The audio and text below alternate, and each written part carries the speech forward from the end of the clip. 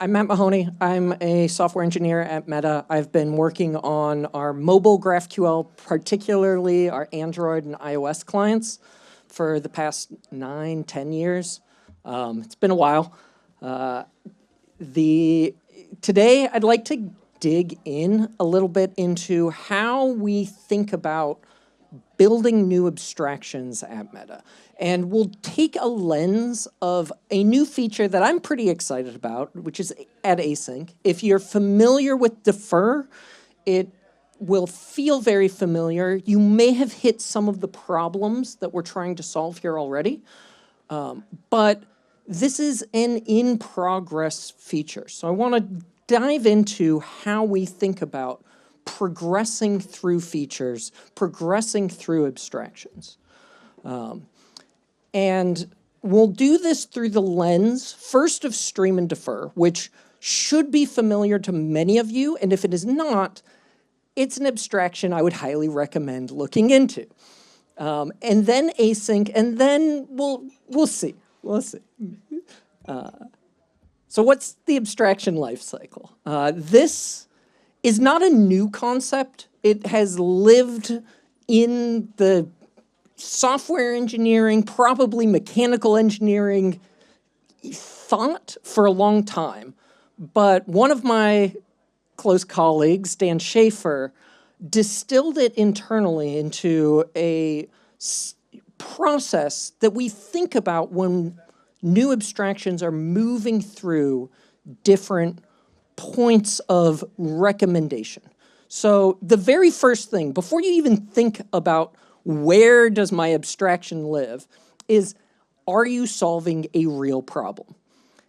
And if you're in product, you're developing infrastructure, if you're the person responsible for GraphQL at your company, you're probably focused on making your other developers better at their job, right? So you want to focus on tasks that either take a problem that to them is impossible to solve and make it possible. It might be gnarly, it might have edge cases, it might not be perfect, but it's possible. Or you want to take something that they do a lot of, but it's really hard, it's really annoying, it's really gross, and you want to make that easy for them. So once you've identified something that you think you can solve, now we can talk about what the abstraction is and where it belongs in this life cycle. The first thing you do is you prototype it, right? Throw out a bunch of things, throw them at the wall, try, recognize that, yeah, this doesn't work, that doesn't work, try again.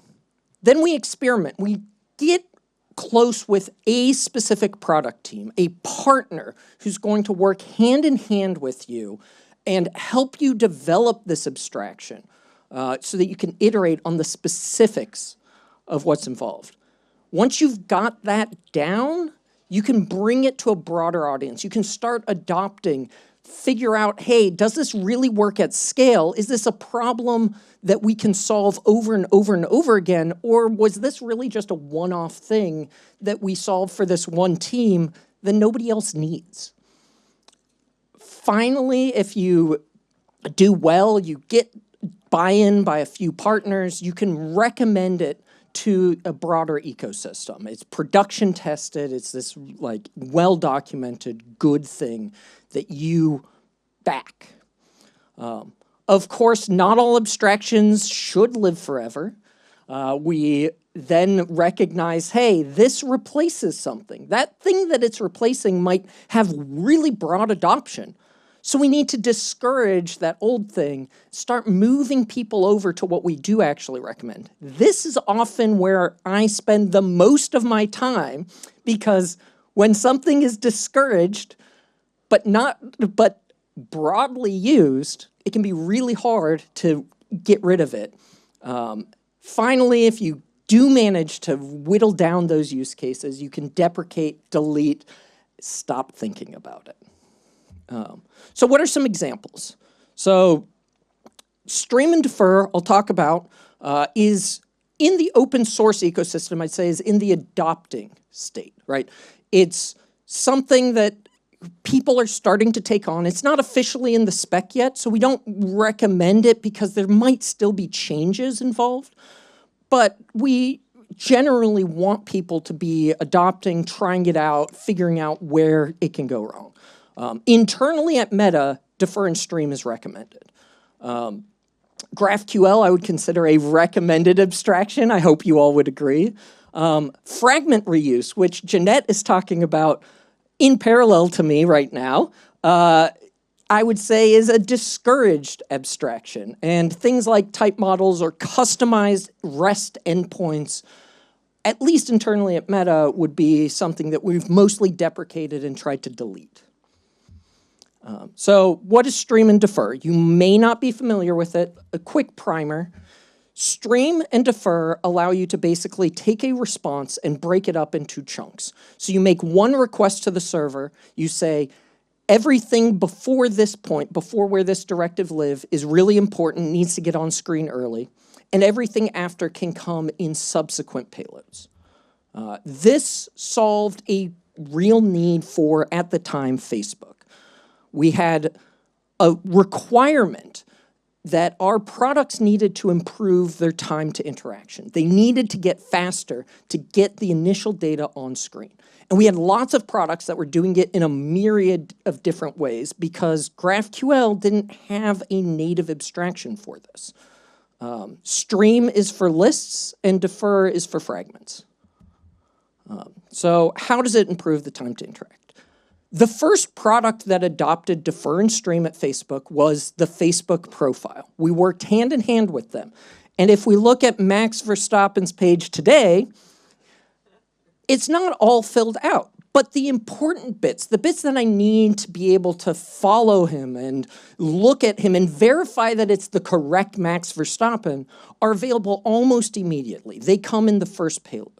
And then we load in this list of posts, which are important, but they take up a lot of real estate. They're pretty complex, and we want to stream the list so that we can start scrolling. But we don't need to scroll necessarily in that first payload. So in the case of defer and stream, within Meta, we've reached the recommended stage. We prototyped, we tried to solve it in a lot of different ways. We came out with defer and stream as the abstraction out of that prototyping stage. We experimented specifically with Facebook profile, and then we brought it to more and more. And today, it's such a recommended abstraction, you almost cannot visit the Facebook app and not encounter a defer or a stream on the page that you're looking at, whether that's notifications or profile, news feed, like it's ubiquitous. So we've talked about an adoption. We all agree GraphQL is recommended. Let's talk about what something looks like in the experiment phase, right? We don't always see behind the curtain a bit, so I want to talk to you about something we're cooking up. Not 100% sure it should be recommended, but we'll see. We have a need at Meta to improve especially server efficiency. We have complex products that are deeply interconnected with complex data behind them. Not all of that data is always used, and we don't want to pay computation costs if we're not actually going to use that data. An example of a product that maybe could benefit from async is IG profiles posts. So this is the profile page for my dog, Kiki. If you look at it, it's a grid view, right? It's pretty simple in terms of the items. Each item is just a photo, but behind each item is more complexity. You can click through and you can open it up and see a lot more detail, right? It's really rich. There's, the bigger photo, there's who's liking, there's these chat heads of who specifically they are. There's even a song that's playing in the background that you can see. And you can scroll through. One of the interesting things with IG Profile is these two views, the details and the grid, are interconnected. When you scroll in the grid view and click in, you end up in a list of details that needs to match the spot in both lists on both sides. So when you go scroll a whole bunch on the details view and go back to the grid view, you want to end up at the place that you were at on details. We can try to solve this in a few ways. The natural way for people who have learned about stream and defer recently is to use that hammer, right? Use stream and defer because we know about it. We know it will improve TTI. That's what it's there for. We can do that, basically create a query that has posts in a connection. We'll stream the list of nodes down, only getting the first chunk that will show up on screen, and a small image. And then we'll put a fragment that is deferred underneath that for the expanded view so that we don't have to pay the cost of that expanded view for every single item in the list. And true, you don't pay the cost to get the initial load, but you're still paying the cost. It's just in the background somewhere. And for a lot of systems, in the background somewhere is in your hand or on your device. And we don't have unlimited compute. Even with our massive smartphones, with our, you still have network contention. You still have a device antenna that needs to handle all these responses. Each response might even be triggering a UI update, depending on how your store subscriptions work. And the server is computing a lot of data that will never be shown. As I scroll through that grid view, if I only click on 2 of the 24 items, I only need to know the song for those 2 posts. All right, so you can end up basically not having an interactive UI until everything has loaded, until we're done with that contention. So what's another option? Well, internally, we do have a directive called batch, which works with stream and defer and says anything above the initial stream and defer comes in the first payload. And then we wait and have one giant final second payload that has every possible stream and defer batched together. And this solves some of the contention problems, but it doesn't really solve the interaction problem, right? You can see the grid view on screen quickly, but you can't click in and interact until that full second payload is ready. And additionally, we're still paying the compute cost for all this data that's never on screen. So what do we need? Well, you might be thinking, like, this is dumb. You just split the queries, right? Like, this is a common pattern we have in GraphQL. Just use 2 queries. You have the query that has the connection that you're streaming in, and then a query to fetch more, to fetch the details behind each individual item. You do need to add an ID, but we can compose these 2 queries independently. And you're right, this will solve the problem of having to access more data. The issue we have found is that the complexity of state management is actually really hard for product, especially as product evolves. Figuring out where cursors are, figuring out whether we need something on screen right now versus later, which queries to trigger and when, is not a simple problem. So what we want, the abstraction that we're seeking, is one that connects all the logically reachable, potentially needed data, only pays for the data that we really need now, doesn't have unnecessary payloads, and doesn't require custom state management. And we think we've got something in line with those needs with @async. Async is a fragment spread directive that when the if argument is true, skips the data. So what does this look like in practice? We have product developers write at async on fragments that have hidden data of some form.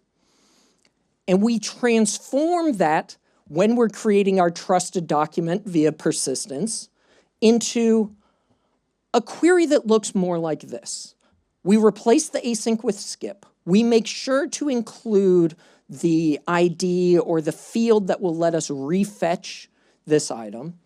And we add a field on the fragment itself so that anytime we have an instance of a profile post, we know whether the expanded profile item data is already there. If that is fulfilled field is missing in our store, we know that the data is missing. And then we can create an async query behind the scenes that can be triggered to expand the post item. This just goes what I went over. We have this persist time transform, and then, and really, async is very, very similar, we found, to @connection. Relay does something almost identical for @connection. In many ways, we view async as the equivalent for defer as @connection is for stream, where @connection allows not requesting all of the things in the list, and @async allows you to not request the fragment. In product code, one of the reasons this is in experimenting phase is we have a lot of languages. My team in particular deals with Kotlin, Java, Objective-C, Swift, and we also need to work really well with Relay to mesh our APIs, make sure they iterate in sync. And we're not 100% sure what the right product API is in each language independently. It could be a promise. It could look like a callback API. For Kotlin, we have this kind of promise result type. But you also might want to tie it to an async component in frameworks like React. So we're still iterating. So have we solved it? We have the two query, the same performance characteristics as two queries. And we do have all connected, reachable data in one query. We only are paying for what we need. We keep the unnecessary bits behind @async. We don't have extra response payloads. We don't have custom state management. So we went through the abstraction lifecycle up to the experimental state. We are seeing wins on people who have started to adopt it.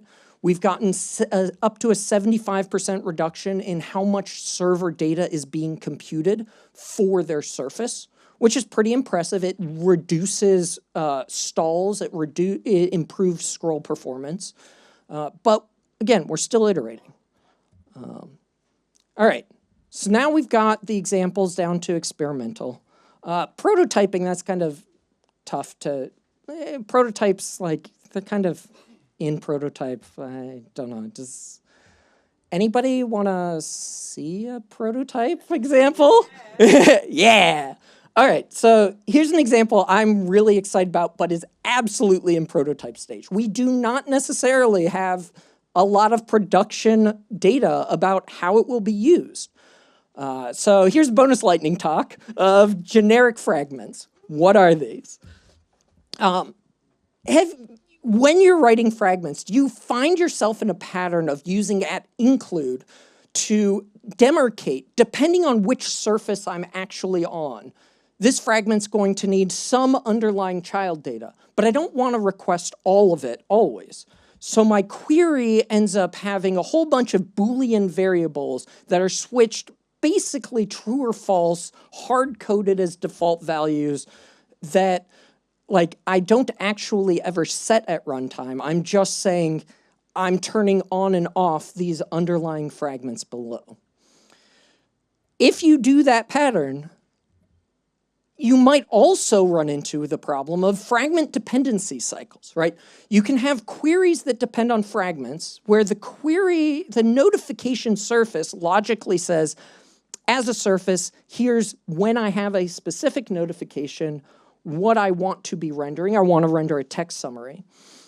But I need to go through this sorted items fragment, this fragment that gives me data for how to sort items. And if I split those into two modules, now how do I have that dependency graph? I need to use some sort of dependency inversion, or I have to figure out like how to combine the notification view and the profile view and the sorted items component all into a single module. This kind of sucks.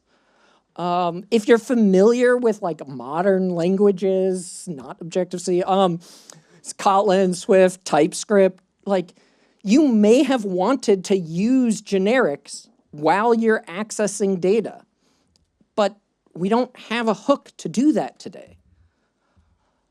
But maybe we can. This is the prototyping stage. What could it look like to be able to describe a sorting fragment without needing to depend on the specific item that it's on? So we can basically generate a fragment definition of sorted items with an inner generic fragment definition that has no fields on it, T on a specific type, because we're GraphQL, we want to be expressive. We don't want to just use T's like Kotlin does and throw them around and not know what the heck that's actually for. And then we spread it. And now we can use it. So we can say, for this instance of sorted items that I'm spreading in profile, I want the T to be replaced by a specific fragment, the profile item. And for notification, I can do the same thing. And now I can keep all the notification logic in one module around notifications, keep a second module around profile, and have a generic product infrastructure fragment.